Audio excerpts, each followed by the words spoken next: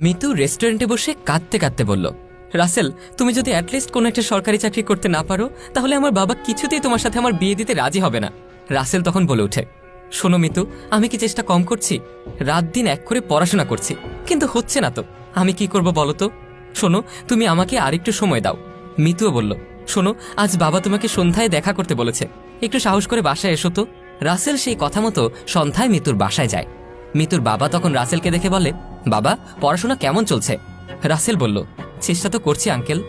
দেখো রাসেল, তুমি যে খুব ভালো একটা ছেলে সেটা আমিও জানি, কিন্তু আজকাল যা দিন পড়েছে না, মেয়েকে নিয়ে খুব চিন্তা হয়।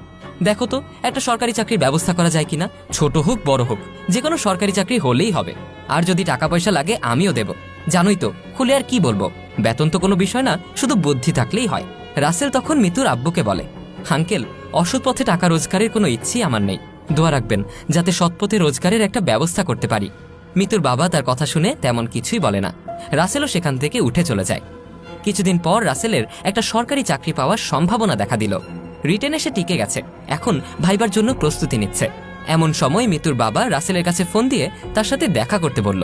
রাসেল মিতুদের বাসায় যায়। মিতুর বাবা তখন তাকে বলে, আরে বাবা রাসেল, দারুণ একটা সুযোগ পেয়েছো তুমি। আমি উপরের লেভেলে কথা বলেছি, 10 লাখ টাকা দিলেই তোমার চাকরি কনফার্ম। শোনো বাবা, তুমি যদি বলো তাহলে আমি এই টাকাটা দিতে চাই। রাসেল তখন আঙ্কেলকে বলে, আঙ্কেল, আমাকে মাফ করবেন, আমি ঘুষ দিয়ে আসলে চাকরিটা নিতেই চাই না। মিতুর বাবা এবার কিছুটা রেগে গিয়ে মিতুকে ডাক দিলেন।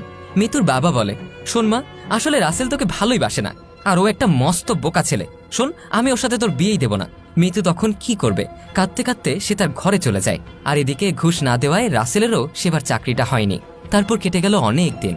মিতুর বাবা মিতুকে কোনোভাবেই অন্য কোথাও বিয়ে দিতে পারেনি। সে কোথাওই রাজি হয়নি অন্য কোথাও বিয়ে করার জন্য।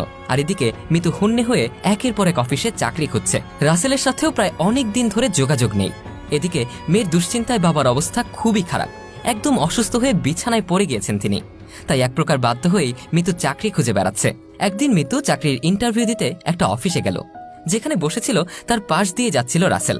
মিতুকে দেখেই তার বুকটা কেঁপে উঠল। ইন্টারভিউ রুমে যাওয়ার কথা থাকলেও রাসেল সেখান থেকেই ফিরে গেল তার নিজের রুমে। গিয়ে ইন্টারভিউ নেওয়া অফিসারকে ফোন দিয়ে বলল, আপনার সামনে যে মেয়েটা বসে আছে সে কি চাকরির জন্য এসেছে? লোকটি তখন রাসেলকে বলল, জি স্যার।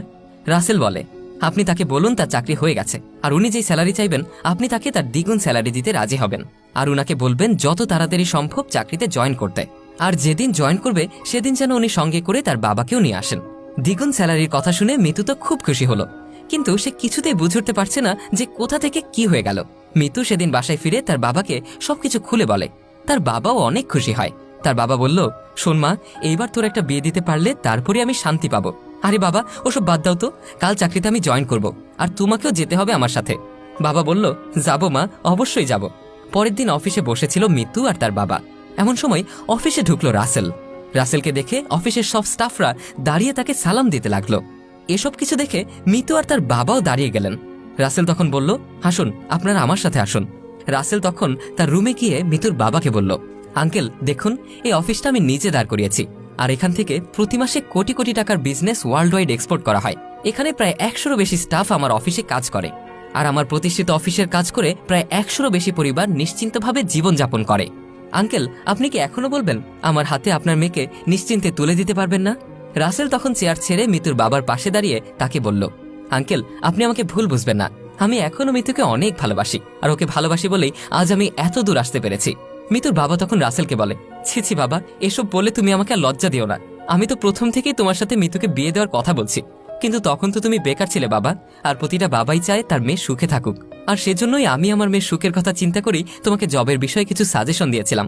কিন্তু আজ আমি তোমার সততার কাছে হেরে গিয়েছি বাবা, আমি খুশি হয়েছি। এই নাও, আমার মেয়ে তোমার হাতে সারা জীবনের জন্য তুলে দিলাম।